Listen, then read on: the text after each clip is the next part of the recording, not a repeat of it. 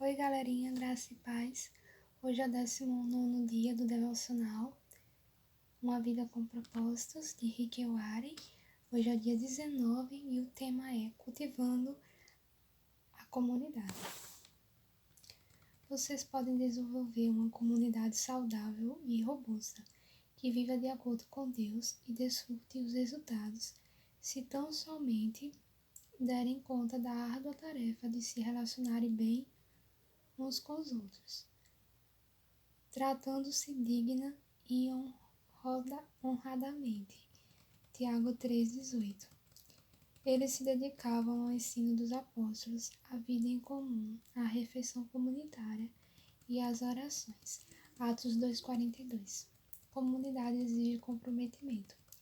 Somente o Espírito Santo pode criar uma verdadeira comunhão de crentes, mas ele processa isso através das escolhas e compromissos que fazemos. Paulo trata dessa dupla responsabilidade. Vocês estão unidos na paz por meio do Espírito. Esforcem-se, portanto, para continuar unidos desse modo. É necessário tanto o poder de Deus quanto o nosso esforço para produzir uma comunidade cristã amorosa. Infelizmente, muitas pessoas crescem em famílias com relacionamentos perniciosos, então carecem das habilidades relacionadas necessárias à verdadeira comunhão. Elas devem ser ensinadas a lidar e se relacionar com as outras pessoas na família de Deus. Felizmente, o Novo Testamento é repleto de instruções sobre como partilhar uma vida. Paulo escreveu: Escrevo-lhes certas coisas, para que saibam como viver na família de Deus. Essa família é a igreja. Se você está cansado de comunhão fajuta e gostaria de cultivar uma comunidade amorosa com uma comunhão verdadeira em seu grupo pequeno, classe de escola dominical ou igreja, será necessário fazer algumas escolhas difíceis e assumir alguns riscos. Formar uma comunidade exige sinceridade. Você deverá ter uma grande dedicação a falar a verdade de forma carinhosa, mesmo quando preferir passar por cima de um problema ou desconsiderar um assunto. Embora seja muito mais fácil permanecer em silêncio enquanto os outros à sua volta prejudicam a si próprios e os outros com algumas práticas pecaminosas. Essa não é a atitude de amor a ser tomada. Poucas pessoas podem contar com alguém que as ame o suficiente para dizer-lhes a verdade, mesmo quando a verdade machuca. Então continuam em caminhos de autodestruição. Nós frequentemente sabemos o que precisa ser dito a alguém, mas nossos temores nos impedem de dizer. Muitas comunidades são sabotadas pelo medo. Ninguém tem coragem de falar em meio ao grupo, enquanto a vida de um membro desmorona. A Bíblia nos manda falar a verdade em amor, porque não podemos ter uma comunidade sem sinceridade. Salomão disse: a resposta sincera é sinal de uma amizade verdadeira. Algumas vezes isso significa importar-se a ponto de carinhosamente questionar aquele que estiver pecando ou sendo tentado a pecar. Paulo diz: irmãos, se alguém for surpreendido em algum pecado, vocês que são espirituais deverão restaurá-lo com mansidão. Muitas comunidades e grupos pequenos permanecem superficiais por terem receios de conflitos. Toda vez que uma questão vem à tona e pode causar tensão ou desconforto, é imediatamente encoberta, a fim de preservar uma falsa sensação de paz. O Senhor, panos quentes, intervém e tenta aplacar os ânimos. O assunto nunca é resolvido e todos vivem uma frustração dissimulada. Todos sabem do problema, mas ninguém fala sobre ele abertamente. Isso cria um ambiente doentio de segredos, onde floresce a fofoca. A solução de Paulo era direta. Chega de mentira, chega de fingimento, fale a verdade ao seu próximo. Afinal, no corpo de Cristo, estamos todos ligados uns aos outros. Quando você mente para os outros, você acaba mentindo para si mesmo. A verdadeira comunhão, seja no casamento, seja na amizade, seja na sua igreja, depende da franqueza. Na verdade, o túnel do conflito é a travessia para a intimidade em qualquer relacionamento, até que vocês se importem o suficiente para confrontar e solucionar os obstáculos encobertos, jamais ficarão íntimos uns dos outros. Quando o conflito é tratado corretamente, crescemos em intimidade uns com os outros, ao enfrentar e resolver nossas diferenças. A Bíblia diz: no final, as pessoas valorizam a sinceridade mais que a bajulação. Franqueza não é uma licença para dizer o que você quer, onde quiser e sempre que quiser. Não é grosseria. A Bíblia diz que existe um tempo certo e um modo certo de fazer cada coisa. Palavras impensadas deixam feridas permanentes. Deus nos manda falar uns aos outros na igreja como carinhosos membros da mesma família. Não repreenda asperamente o homem idoso, mas exorte-o como se ele fosse seu pai. Trate os jovens como a irmãos, as mulheres idosas como a mães e as moças como as irmãs. Isso aí. Deixa eu ver aqui.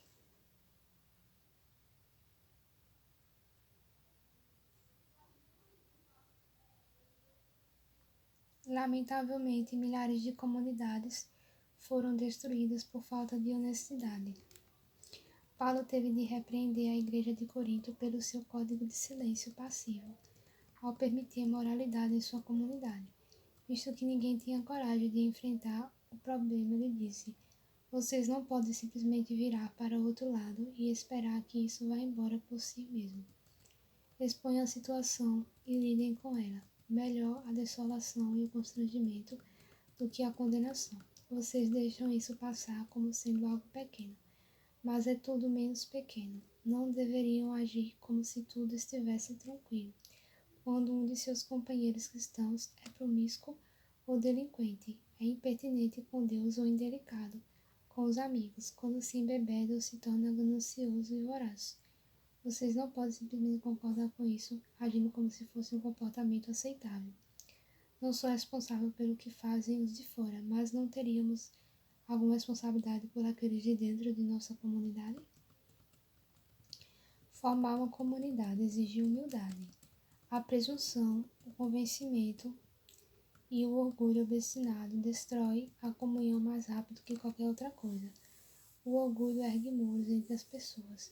A humildade ergue pontes. A humildade é um unguento que acalma e suaviza as relações.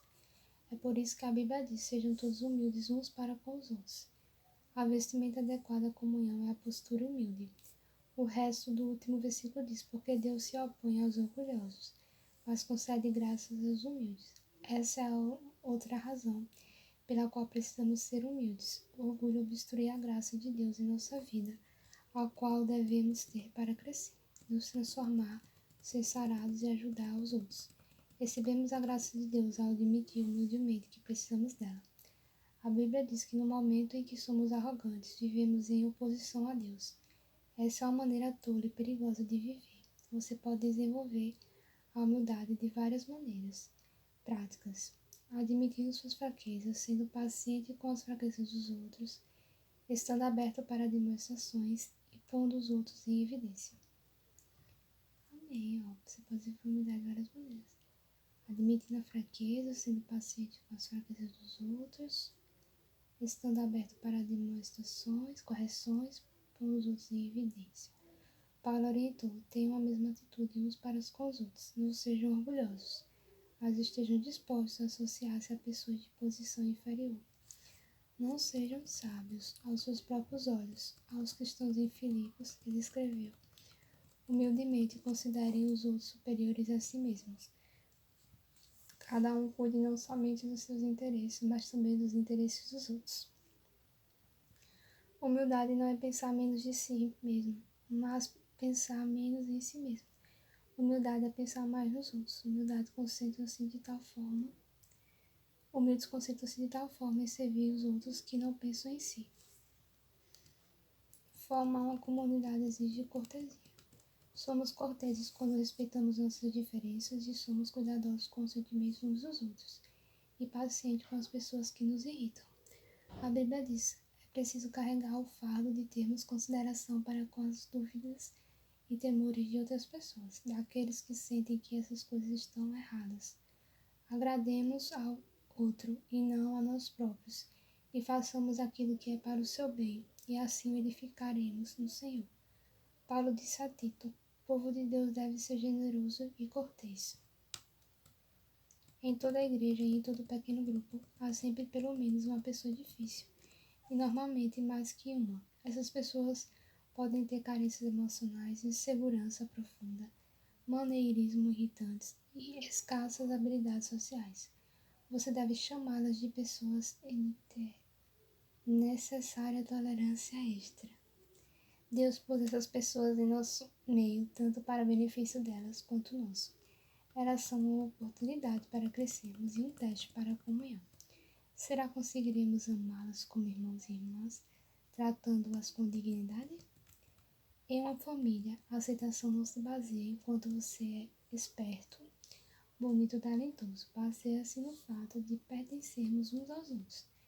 Defendemos e protegemos a família. O membro da família pode ser um pouco pateta, mas ainda assim é um de nós. Da mesma forma, a Bíblia diz: sejam dedicados uns aos outros como uma família afetuosa.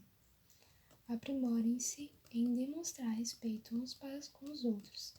A verdade é que todos temos excentricidades e traços de temperamento irritantes, mas comunidade não tem nada que ver com compatibilidade.